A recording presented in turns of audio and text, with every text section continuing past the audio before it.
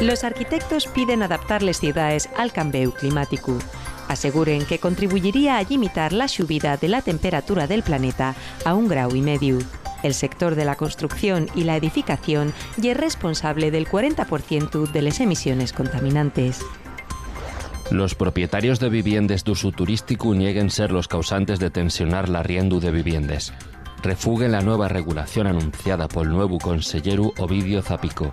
Consideren que la normativa de Asturias es modélica y que alterala sedría crear un problema donde no lo hay. El Tribunal Supremo avala que el tiempo trabajado en una residencia privada de mayores pueda computar los procesos selectivos de la Administración. El Supremo entiende que las residencias privadas son instituciones sanitarias y que el trabajo y el mesmo tanto si son públicas como privadas. La excavación del yacimiento de la Estaca en Les Regueres desveló que la gran villa romana de 900 metros ya era en realidad el centro de un gran núcleo rural.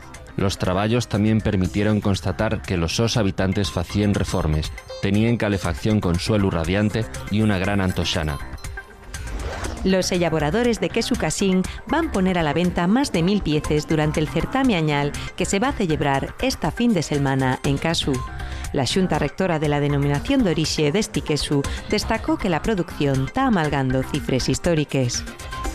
Empieza el Riverland, el festival de música urbano que se celebra ante Les Arriondes y Cangues d'Onís. El primer día va a contar con una de las reines del trap en España, Albany. Este año guardaron en secreto el nombre de un artista cada día.